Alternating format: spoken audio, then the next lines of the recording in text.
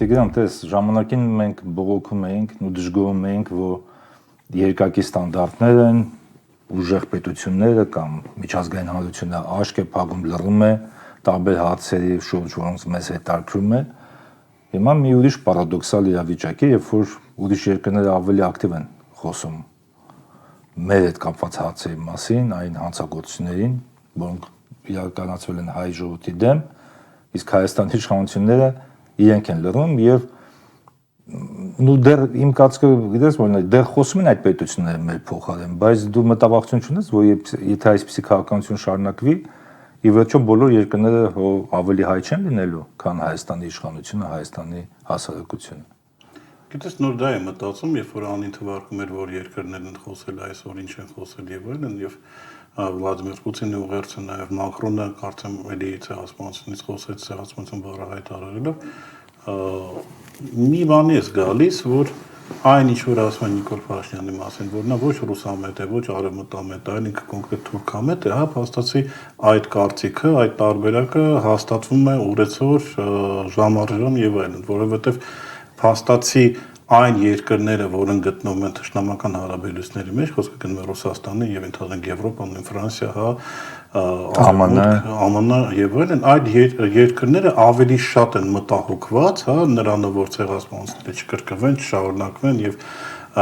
Հայաստանն նաեւ առիթ է այլ դեպքերում նաեւ խոսելու, որովհետեւ մենք տեսնում ենք, որ ցեղասպանությունները տարբեր տեղեր շարունակվում են, Գազայում ինչ է տեղի ունենում, հա։ Կամ նույնիսկ իրենց քաղաքացիների համար, հայերի համար։ Ասացի Նիկոլ Փաշինյանը ինքը գերադասում է չլռել դրա մասին, ավելին այսօր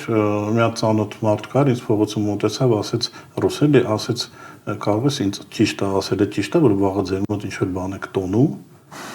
Ասեցի, հա, ասի խորոված փարթի ենք անում էլի կենտրոնական փողոցներից մեկում, ասես նայած ուսերը թափտվեց, գնաց, բան չեմ կարողանում ասել, հա, այսինքն տուպիկի մեջ ես ընկնում, հա, այսպիսի հարցերի, բայց սա է ցավոտ իրականությունը եւ սա ցույց է տալիս, որ եթե մենք առաջ պայքարում ենք նույն թուրք ժողտողականների դեմ, ադրբեջանցի ժողտողականների դեմ, ԱՄՆ-ում ծվարած որոշակի թուրքական գումարներով աշխատող պատմաբանների, հիմա մենք այդ խնդրեմ ունենք բուն Հայաստանի ներսում եւ դա մի անգամ եւս ընդգծեմ, ցույց է տալիս, որ Փաշինյանը նա այն գործիչն է, որը Հայաստանը սիրուն sense փաթեթավորված տալու է հանձնելու Էրդողանին թե Ալիևին, դա արդեն իրենք կորոշեն, բայց փաստացի դա է կատարվում։ Ես ուրիշ բան եմ նկատել, հետաքրքիր դա ես կար ժամանակով եմ այստեղ, բայց ես զգացի, որ նաև Ռուսաստանի հանրային եւ քաղաքական կյանքում որոշ փոփոխություններ տեղի ունեցել այս հարցերով եւ կարծեմ վերջին անգամ այսպիսի շեշտադրումներով ուղերձ Պուտինի կողմից եղել է 2015 թվականին, եթե ես չեմ սխալվում։ Հիշողությամբ նույնպես, բայց մի բան է հետաքրքիր, այդ 2015-ը անընդհատ եթե հիշում ես այդ հարյուրամյակն է ցեղասպանության եւ նաեւ Էրդողանը որոշել էր այսպիսի այդ Գալիպոլի ճակատամարտի, այդ Դարդանելների ճակատամարտի հարյուրամյակը նշել եւ շատ առաջնորդների կանչել էր եւ հիշում եմ, որ բոլորը քննարկում էին Պուտինը ուր կգնա, Երևան կգա, թե Ստամբուլ, իսկ այն ժամանակ շատ կարևոր պրոյեկտներ կային, թե ատոմակայանը, թե թուրքական հոսքը, որ կառուցվում էր եւ այլն, բայց բոլորը զարմացան, որ Պուտինը ի վերջո եկավ Երևան, չնայած նույն ԱՄՆ-ն հիշում ես, մի նախարար ուղարկեցին Երևան, մի նախարար, այսպես դիպլոմատիկ Մեր մոտ առողջի նախարարը եկավ կարծում։ Չեմ հիշում, բայց հիշում եմ, որ ասենց հավասարաչափ դելեգացիաներ էին, որ ոչ Երևանում եղանան, ոչ իրենց դաշնակիցը եղանա, եւ իհարկե այո, այս ինչքան 11 տարի հետո այսպես բացր։ Հիմա չգիտեմ, իհարկե դա Նաեւ զորընթացում եմ Անջան, չգիտեմ գիտեք թե չէ, այսօր եկեղեցում, որտեղ այդ արարողությունը տեղի ունենում, հիշատակի ներկային 15 երկրի դեսպաններ, որոնք Ռուսաստանում հավատարմագրված էին, եւ գիտեք, որ երկրի դեսպանը ներկա չէր այդ արարողությանը։ Այո, Հայաստանի Հանրապետության դեսպանը Ռուսաստանում, դա էր շատ հետաքրքիր, առավոտ շուտ եկավ, ծաղիկներ դրեց հուշարձանի կողքը եւ գնաց էլ եւ այնտեղ շատ կարեւոր, հա, երկրի ղեկավարի ելույթն է այսպես ասենք պրոհայկական շեշտադրումներով ներկա է 15 երկրի դեսպան, բացի Հայաստանի դեսպանից, սա էլի իմ կարծիքով որոշակի չգիտեմ, մեսեջը թե հայտարարությունը արդեն դե հիմա մենք տեսնում ենք եկեղեցու դեմ այդ պայքարը, չնայած հետաքրքիր որ ստեղ եմ դա նկատում, բայց իմ բարեկամներ ընկերներ ասում են նաև Հայաստանում գործընկերներ, որ ավելի այս հակաեկեղեցական պայքարի ֆոնին հակառակ էֆեկտի է բերում, մարդիկ ավելի շատ են սկսում եկեղեցի գնալ, ավելի եկեղեցու աջակցությունը մեծանում հասարակության մեջ, այդպես է։ Հա, ու դա խնդիր է առաջացնում, ինչի մենք հիմա տեսնում ենք հարաբերական դադար Հայաստանում եկեղեցու վրա հարձակվելու ժամանակ առ ժամանակ Փաշինյանը հողորտում է, որտեղ Փաշինյանը հասկացել է, որ ինքը լեգիտիմություն չունի ժողովրդից, հա, եկեղեցու հարցը հայրաքրական եկեղեցու վերջնական լուծելու։ Այսինքն ինչի ինքը գնում ընտրությունների ու անընդհատ շեշտադրում է ընտրություններից հետո Գարագինի հարցը լուծելու եմ, եկեղեցուն ռեֆորմա անելու եմ եւ այլն։ Ներկայապես չի կարողանում, որտեղ եկեղեցին դիմադրություն է ցույց տվել, եկեղեցին ներսից չպարակտեց, այն մարդիկ կամ այն ներդրված մարդիկ կամ ճնշված մարդիկ կամ շանտաժի ենթարկած հոգևորականները իրենք չկարողացան ստեղծել դոմինո էֆեկտը, որ եկեղեցին ներսից քայքայվեր, խոսքը գնում եւ կանոնաների եւ arczepiskopos-ների մասին եւ ժամանակավոր այսպես ասած պաուզայի վրա է դրել, հասկանալի է ինչ է լինելու, բայց դա Աստված չտա ընտրությունների ժամանակ Փաշինյանը հաղթի, առաջերտը ինչ է լինելու, երևի թե բոլոր մի մասին ձերբակալելու է, մի մասին ուղղակի եկեղեցու դռներն է փոխելու, բանալներն է փոխելու, հա, եւ փորձելու այնպես անի, որ այնտեղ աշխատեն, հոգեվոր ծառայություն անեն միայն տիրադավները կամ տիրադավներինքից որոշակի մարդիկ, ովքեր այլ ճար չունեն։ Ներկայային որևէ բան փոխել չի կարող, բայց էլ եմ ասում, եթե հանկարծակի ինքը ունենա լեգիտիմություն դա անելու, ինքը դա անե, նույնն է լինելու։ Բայց դե ինչն է դա, Աստված իրոք Աստված չունի, բայց նույնիսկ ընդունենք հաղթեց ընտրությունը։ Թե դա ոնց է օրենքի տեսակետից, ինչքան ուզում ես հաղթի, հիմա նույնն է, որ մի քիչ օրինակ եմ բերում սեփականության իրավունքը, որը սահմանադրական իրավունք է, դուք ասած ես ընտրությունում հաղթել եմ, դե համար ես գտնում եմ, որ այս տունը արդեն քոնը չի։ Այն կտենց անել, ասել ժողովուրդը ինձ այդ բանը տվել է, մանդատը տվել է դա անելու։ Ու դա ոչ միայն վերաբերվելու է եկեղեցուն, դա վերաբերվելու է նաև ցեղասպանության ժխտելուն է լինելու, այսինքն մենք արկասիով ցեղասպանության հիշատակի, հա, իրան չգիտեմ, դատելու են կամ գործից հանելու են, Արցախի հարցի մասին ընդհանրապես վերջնական փակելու է, մարդկանց ովքեր ինչ-ինչ բաների մասին են խոսած, չգիտեմ, գուցե այսպես ասենք Ռուսաստանի հետ բարեկամական հարաբերություն ունեցողներին կարող է համարի, չգիտեմ, երկրի անվտանգությանը սպառնող անձինք, չգիտեմ, Դուրսանի կամ Այդ թեմայով դեռ խոսանք դե։ Այսինքն, այստեղ շատ կարևոր է ինչու է կարևոր ընտրությունները, ինչու է կարևոր գնալ ընտրությունների եւ ինչու է կարևոր չընտրել Նիկոլ Փաշինյանին, հիմնականը որ նա մանդատ չունենա շատ ավելի կտրուկ եւ վատ բաներ անելը, որը վերջնականորեն կքանդի մեր պետության հայկականությունը։ Միգուցե պետությունը կմնա, բայց դա հայկական պետություն չի լինելու։ Դե այստեղ հետաքրքիր է, որ նախկինում ոնց էր օրինակ, եթե համեմատում ենք 21 թվականի ընտրությունների հետ, լրիվ այլ ծրագրով գնում է նախընտրական ծրագրով, կառավարության ծրագրով եւ այլն ընտրությունների, հետո հետին թվով փոխում է, դե ասում է դե հիմա մեզ ձայն են տվել, մենք կարող ենք անենք լրիվ հակառակը նրան, ինչ գրած է մեր ծրագրում, ոնց որ մարդկանց փաստացի նույնիսկ իրան տրողներին խաբելով, դա էլ է անտրամաբանական, բայց դա հիմա հայկական իրականություն է։ Բայց հիմա մենք տեսնում ենք նույն ապրիլի 24-ին մարդիկ բացանում են Ծիծեռնակղբերդ, ոնց որ հարգանքի տուրք մատուցելու, բայց հասկանում ենք, որ որոշ մարդիկ գնալու են հետո Նիկոլ Փաշինյան քվեարկեն, ու չհասկան որոշ մարդիկ վաղ խորոված են ուտելու Ամիրյան փողոցում։ Դա չեմ գովազդու, հա, բայց այդպեսի բան լինել է, որ ենք այսօր Ծիծեռնակաբերդում էին։ Կամ օրինակ մի շաբաթ է 10 օր առաջ մի հատ քաղաքական գործիչ չէր, տեղական մարմնի ղեկավար էր, եթե չեմ սխալվում Գեորգ Նիկիմաձից, որ ասում է դες համաձայն չեմ Փաշինյանի այդ ասածների հետ Արցախի հետ կապված, բայց գնալու եմ աջակցելու եմ ընտրություններին Փաշինյանին, էլի նույնպես չես հասկանում, էլի ոնց կարող ես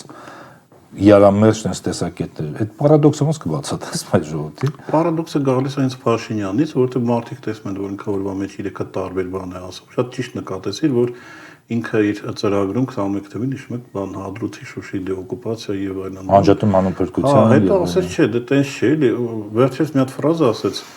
ուղղակի զարմացել չեմ կարող ճիշտ մտաբերել, բայց 180%-ով շուրջ տվեց ու ասաց, որ մենք մեր ծրագրով գնացինք, հետո ժողովուրդը մեզ բանդատ տվեց դա անելը, բայց մենք հասկացանք, որ ժողովուրդը դա չի ուզում, դրա համար մենք փոխեցինք 180 աստիճանով, այսինքն սա էլ կարող է լինել։ Հիմա տեսեք, հասարակ քաղաքացին որտեղ նման որ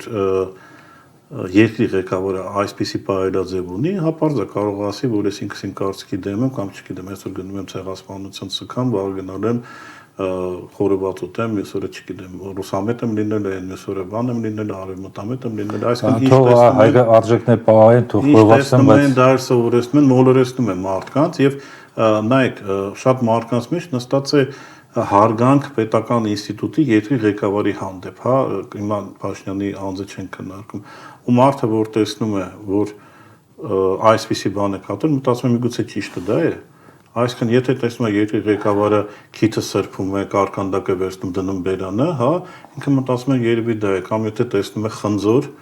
չլվացած մարդը վերցնի դնի բերանը ուտի, ասի երևի դա է, այդպես գիտեք, մի քիչ պրիմիտիվ օրինակներ եմ ասում, բայց հարցին եմ պատասխանում, որ ասում ես ինչ է, այդպես ինչ տեսնում են, դա էլ սովորում։ Դե գիտես ինչ է հիշացած, ես իմ որոշ գործընկերներին ում մոտ դեռ գնում են իշխանության ներկայացուցիչները հացազույցների, խնդրել եմ ասում մի հատ հաց տվեք, էլի։ Փաշինյանը երբ որ ասեց, որ Արցախը թոք էր, որից ազատվեցինք, ինքնիշխանություն ձեռք բերեցին,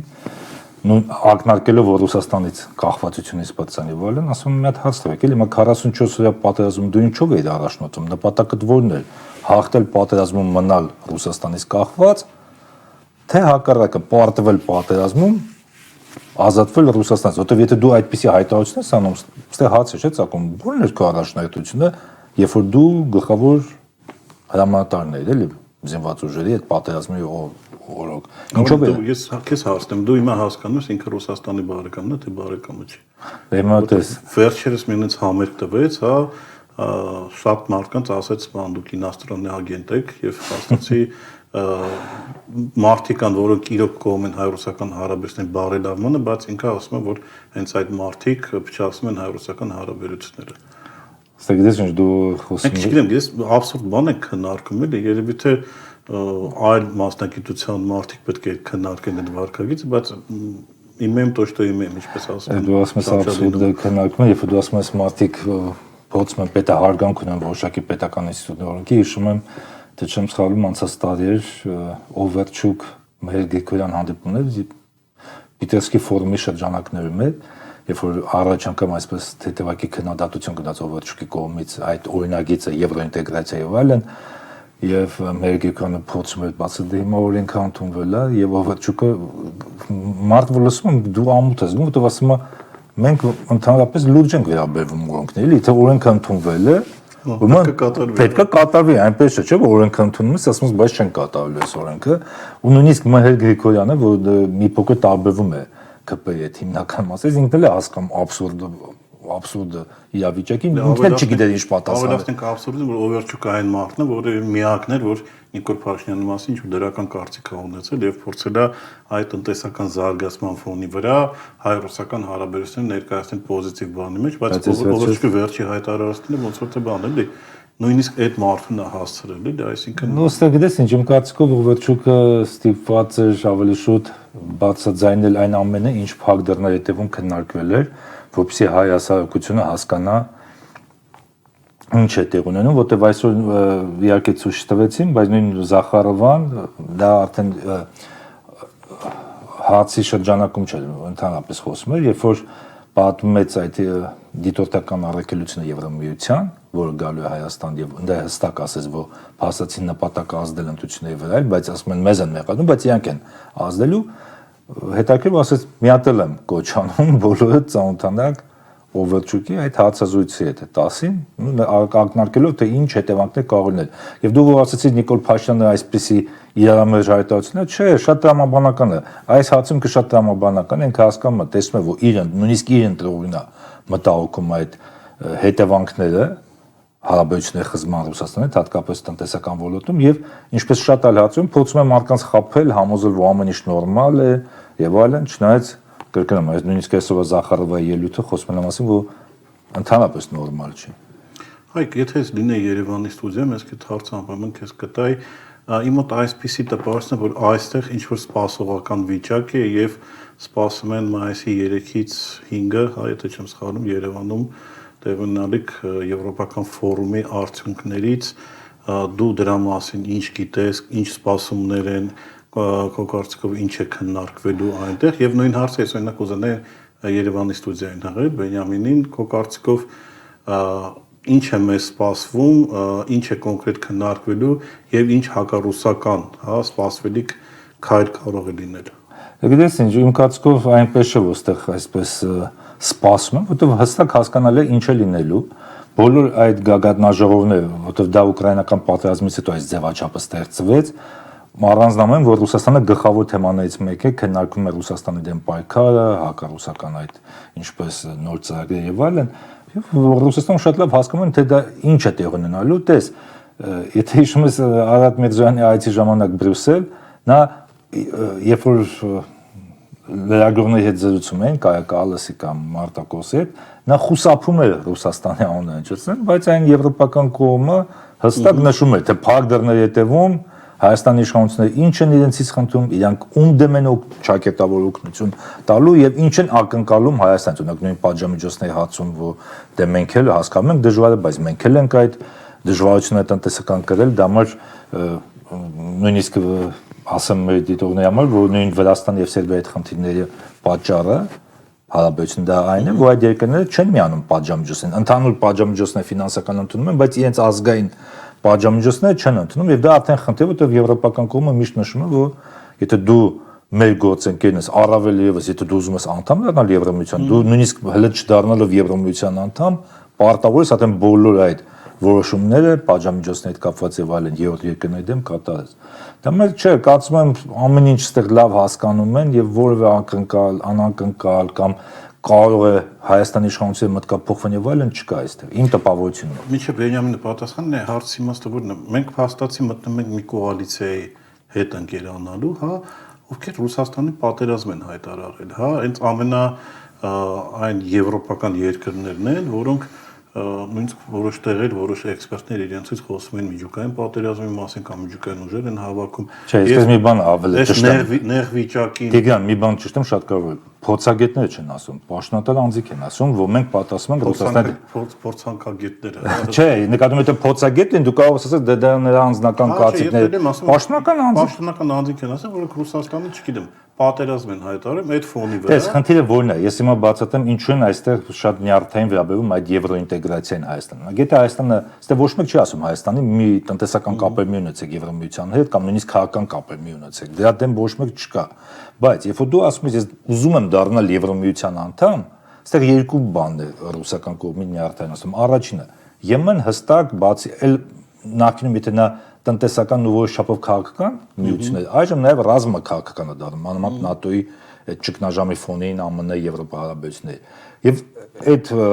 նոր ձևավորվող ռազմաքաղաքական դաշինքը փաստացիացնում որ մեր թշնամին Ռուսաստանն է, մենք բոլորս պատրաստվում ենք Ռուսաստանի դեմ պատերազմի եւ ինչ ել եմ ասում, ոչ թե փորձագետներ, այլ պաշտոնատար անձինք տարբեր երկրներ եվրոպական ասում են ժամկետներն ասում, մեկ ասում է 2039-ն է պատերազմը լինելու, մեկ ասում է 2029-ին, մեկ ասում է 2030 քանի թվականին, բայց որ պատերազմ լինելու բոլորն են համաձայն։ Եվ այս պայմանում երբ որ Հայաստանը ասում է մենք օրենք ենք ընդունել, գնում ենք եվրոինտեգրացիայի համար առաջնահերթություն, բայց Ռուսաստանում տրամաբանական հաց է։ Դուք միանում եք մի դաշինքի, որը պատրաստում է պատերազմի մեր դեմ եւ ակնկալում եք, որ հարաբերությունները նախկին մակարդակին է լինելու։ Նույնիսկ եթե այդ հացն ենք, բայց դա շատ կարևոր է մի կողմից դեմ, տես նույնիսկ Նիկոլ Փաշյանը Մոսկվայի մամսի մեկին Պուտինի հետ հանդիպմանը ինչ է ասում։ Ասում է դե մենք որոշել ենք, որ ԵԱՏՄ-ից դուրս են գալու, բայց միջև հələ չի պատրաստվել ամեն ինչը։ Մենք հələ դեռ կմնանք օգուտը կստանանք։ Ոնց է մարդկանոց ասի դե ես քեզանից կբաժանեմ, բայց դա ապրենք էլի չենք բանանում, ազնավորում, հա, ուղղակի որպես օրինակ եմ ասում։ Դե դա համար հասկանում ես ինչ վիրավորական է Ռուսաստանի համար, որ ասում են դե դուք այսպես զապասնոյ վարիանտ եք, մենք այստեղ հələ կմնանք միջև ընդ ամեն ինչը պատրաստվի, հենց պատրաստվի ձեզ տեսնենք ասելու գնալու ենք այդտեղ։ Եվ այստեղ նույնպես հաց տալիս, իսկ ինչը դուք կարծում եք, որ այդ տնտեսական օգուտը հսկայական, որը ստանում է Հայաստանը Ռուսաստանի հետ համագործակցությունից, դե ԵԱՏՄ-ն դե հասկանում ենք, դե հիմնականում Ռուսաստանն է։ Մենք դե ամեն ինչ թույլ ենք տալու, որ դուք այսպես հանգիստ պատրաստվեք եւ մեզ վերջում այսպես վիրավորական ձևի ասեք դե всё, ստեսում մենք գնացինք ձեր ճշտամիների մոտ, դա այդ երկու հիմնական պատճառներն են։ Բենյամին Բենյամինի փոխարեն կլինեմ ես այս պահին, որովհետև հուշում են, որ մեր գործընկեր Ռոբերտ Գասպարյանը հիմա Մոնտեբելոյի հուշահամալիրում է, այնտեղ պատրաստ է հենց այս պահին ուղիղ տեսակապ ունենք, առաջարկում եմ միանանք, փորձենք միանալ, Ռոբերտ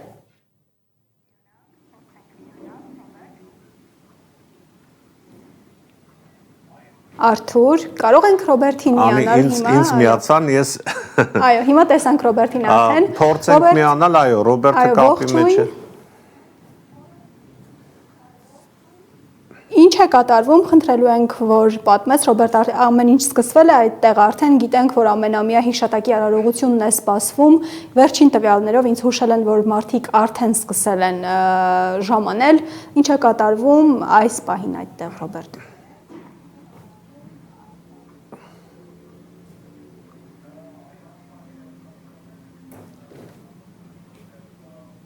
Ձայն չկա։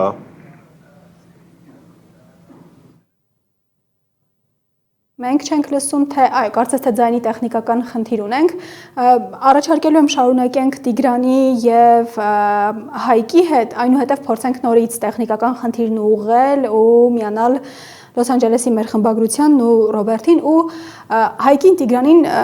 հետեւյալ հարցով եմ առաջարկելու դիմենք, ընդհանրապես դիտավորյալ քաղաքականություն կա ոչ միայն Հայաստանում, այլև վերջին շրջանում թուրքական կողմից հատկապես հայ-ռուսական հարաբերությունների դեմ։ Հայաստանում սա նկատում ենք, առնվազն նրանք, ովքեր զբաղվում են թեմայով, բայց հարցս հետևյալն է, արդյոք Ռուսաստանում նկատում են այդ քայլերը, Հայկ։ Այո, որտեվ այդ թեման հիշում ես մանավանդ մի 2-3 տարի առաջ շատ ակտիվ նույնիսկ իշխանություններն էին առաջ տանում, որ Ռուսաստանը դա Թուրքիայի, Ադրբեջանի դաշնակիցն է Հայաստանի դեմ, բայց չգիտես ինչու մենք տեսնում ենք, որ այժմ Եմեն, ԱՄՆ-ն ամենասերտ համագործակցում են Թուրքիայի եւ ամեն կերպ ամեն ինչ, որպեսզի Թուրքիան դառնա գերիշխող ուժը տարածաշրջանում։ Ռուսաստանում դա շատ լավ հասկանում են։ Նախկինում Թուրքիայի հանդեպ գիտես ինչ մոտեցում կար Ռուսաստանում, ասում են դա ոչ բարեկամ է, ոչ էլ այսպես թշնամի է մեր համար եւ գտնում ու միշտ այսպես օրինակ են բերում, ասում են մենք հասկանում ենք, որ Թուրքիան դա ԱՄՆ-ի դաշնակիցն է, ՆԱՏՕ-ի անդամ եւ այլն, բայց մեզ համար ավելի կարևոր է որպեսզի Թուրքիան ինքնուրույն խաղ տանի, որովհետեւ առանձին Թուրքիայի հետ ավելի հեշտ է Ռուսաստանին մտցակցել եւ այլն, քան երբ որ Թուրքիան հլու հնազանդ կատարում է ԱՄՆ-ի այդ հրամանները եւ այլն, բայց վերջին տարիների զարգացումը, երբ որ Թուրքիան փաստացի դառնում է ամենաուժեղ երկիրը տարածաշրջանում, ստեղ լուրջ մտահոգություններ են առաջացնում, որովհետեւ մենք տեսնում ենք, որ Թուրքիան փաստացի իր այլընտրանքային այսպես ինտեգրացիոն նախագիծն է սկսել այդ թուրքական պետությունների եւ դա մտնում է արդեն կենտրոնական Ասիայի ԵԱՏՄ երկրների հետ, այսպես մտցակցության համար Ռուսաստանի հետ եւ դա արդեն շատ բացասական է ընկալվում Ռուսաստանում, բայց ինչպես այլ հարցերում Ռուսաստանում գտնում են, որ այդ հարցերով պետք է զբաղվել ուկրաինական պատերազմից հետո։ Վտանգը տեսնում են, բայց այս պահին ռեսուրսների սահմանափակության պատճառով փորձում են այսպես խնդրի լուծումը թողել ապագայի վրա։ Բենյամին Իրականում ես անի հարցը կուզենայի կրկնել մի փոքր այլ համատեքստից եւ Օվերչուկը եւ այս շաբաթվա ընթացքում անվտանգության խորհրդի քարտուղարի տեղակալը Ռուսաստանի իրենք միևնույն է տանում են այն գիծ եւ իրականում Պուտինն էլ Նիկոլ Փաշինյանի հետ հանդիպման ժամանակ դրա մասին էր խոսում, որ շեշտադրվում է Հայաստանի ուղին դեպի Եվրամիություն։ Մենք այստեղ ասացինք, որ Թուրքիան ունի ազդեցություն ասես Հայաստանի վրա հայ-ռուսական հարաբերությունների համատեքստում, բայց արդյոք Ռուսաստանում կա անկալումը, որ այս Եվրամիության վերաբերյալ ելույթները, մոտեցումները, դիտարկումները իրենք ավելի շատ շղարշ են հենց թուրքական աշխարհին, հենց այդ ինտեգրացիոն միավորում ինտեգրվելու համար Հայաստանի Հանրապետությանը, թե առայժմ այստեղ գործում է որոշակի առումով կարող եք նույնիսկ ասել ռեֆլեքս, որ բոլոր տեղերում, որտեղ գունավոր հեղափոխություն է եղել, այդտեղ անպայման Ռուսաստանում տեսնում են միայն արևմուտքի հետքը։ Գիտես ինչ, սենց ասեմ, Երբ որ կուլուարներում ես խոսում փորձագիտական շրջանակների հետ, այդ ամենը հասկանում են, որ իրականում դա ոչ թե ԵՄ-ն է գալիս տարածաշրջանում, ոչ թե Հայաստանն է գնում դեպի ԵՄ, եվրոինտեգրացիա, դա իրականում Թուրքիան է ուժեղացնում իր դիրքերը եւ կարող եմ ասել նույնիսկ եվրոպացի գործընկերների շփումներից այնտեղ էլ դա չեն էլ թաքցնում, որ իրենց համար ավելի ձեռնտու է, որպեսզի Թուրքիան դառնա ամենաուժեղ պետությունը, դոմինանտ ուժը տարածաշրջանում, որովհետեւ դա նշանակում է Ռուսաստանի եւ Իրանի թուլացումը, բայց մյուս կողմից էլ հաշվի առնելով թե ուկրաինական պատերազմը եւ այլն, ռուսական կողմը նախընտրում է ուղղակի խոսել այդ արևմտյան վտանգի մասին, որովհետեւ դա իր հասարակության համար հասկացնելու համար ավելի հեշտ է եւ բացի դրանից էլ հստակ այսպես ուղիղ քայլեր կան Հայաստանի իշխանությունից այդ ուղղությամբ, բայց այն որ իրականում դա Թուրքիայի ուժեղացումն է, որ Հայաստանը գնում է դեպի Թուրքիա, այլ ոչ թե դեպի ԵՄ, այստեղ շատ լավ հասկանում են։ Մանավանդ այն բոլոր փորձագետներ, որոնք զբաղվում են տարածաշրջանում եւ իրենց իշխանություններին խորհուրդներ են տալիս կամ կոնսուլտացիաներ են անում։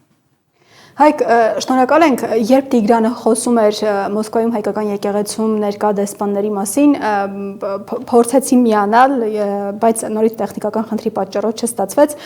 Հետևյալն եմ ուզում հարցնել, Տիգրան իհարկե տեսանք ով նշեցիք դուք ով ներկա չէր, բայց հետաքրքիր է նաև թե ովքեր էին ներկա, շրջանակը մոտավորապես որ երկրներն էին, եթե հնարավոր է ներկայացնեք։ Մի փոքր բան կանեմ, կուղարկեմ ինֆորմացիան ովքեր են ներկա եղել, բայց բոլոր ռելիզներում դա նշված էր, ես առնվազն տեսել եմ դեսպաններին, ովքեր ԵԱՏՄ կազմի մեջ էին մտնում, իրենցից մի քանիսին, բայց ամեն դեպքում անջան ես կուզենայի Բենյամինի կարծիքը լսեի Երևանում տեղի ունեցող ֆորումի մասին եւ արդյոք նպատակահարմար է Հայաստանին ներկայային միանել մի կոալիցիա հետ, որը պատերազմ է տենչում Հայաստանի ռազմավարական դաշնակցի հետ։ Այսօր հնարավորություն ունեի եվրոպական լրատվամիջոցներից մեկի հետ հարցազրույցում ներկայացնել իմ կարծիքը այս հարցի վերաբերյալ եւ ինչ է հակադարձում եվրոպացի լրագրողը, ասում է հետեւյալը. դուք ձեր վերլուծություններում, գնահատականներում նշում եք հետեւյալը, որ Հայաստանի համար վտանգավոր է ռուս-եվրոպական պատերազմական գործողությունների ժամանակ միանալ եվրոպական ճամբարին, որը պատերազմում է Ռուսաստանի դեմ, ասում է, իսկ ինչ է ձեզ համար վտանգավոր չէ լինել Ռուսաստանի ճամբարում մի իրավիճակում, երբ որ Ռուսաստանը պատերազմում է Եվրամիության հետ, բայց այստեղ կա մի ֆունդամենտալ տարբերություն Եվրամիության եւ Ռուսաստանի Դաշնության միջև։ Ռուսաստանի Դաշնությունը արդեն մի քանի տարի է Ուկրաինայի եւ Եվրամիության հետ պատերազմական գործողությունների մեջ է։ Բայց Ռուսաստանը Հայաստանի Հանրապետությունից, Բելարուսից, Ղրղստանից, Ղազախստանից, այլ դաշնակից պետություններից չի պահանջում, որ դու նույնիսկ չասենք միանաս ռազմական գործողություններին, այլ դու քո ռազմական հնարավորությունները, ներուժը տրամադրես Ռուսաստանի Դաշնությանը Եվրամիության պարագայում, դու թե պատժամիջոցների քաղաքականությունից սկսած վերջացած քո ռազմամթերքով պետք է տրամադրես Ռուսաստանի Դաշնության դեմ պատերազմական գործողություններին մասնակցելու։ Սա է ֆունդամենտալ տարբերությունը Ռուսաստանի եւ Եվրամիության, այսինքն Եվրամիությունը մեզ ներքաշելու է պատերազմական գործողությունների մեջ, Ռուսաստանը չի թաքցնում, որ ինքը Եվրամիության հետ պատերազմի մեջ է, բայց ինքը Հայաստանից չի պահանջում, որ Հայաստանը եւս այդ պատերազմական գործողությունների մեջ միանա եւ այսպես պատասխանելով բուն հարցին, ոչ թե նպատակահարմար չէ Հայաստանին դա անել, դա էգզիստենցիալ վտանգ է ներկայացնում Հայաստանի Հանրապետության համար, որովհետեւ Եվրամիության պահանջները Հայաստանին բերելու են այն տեսակ պատերազմ, որ նույնիսկ 2020 թվականի պատերազմական գործողությունները մեղմ ասած չեն կարող համեմատվել իրենց ծավալներով նրան թե ինչի ականատես մենք կարող ենք լինել։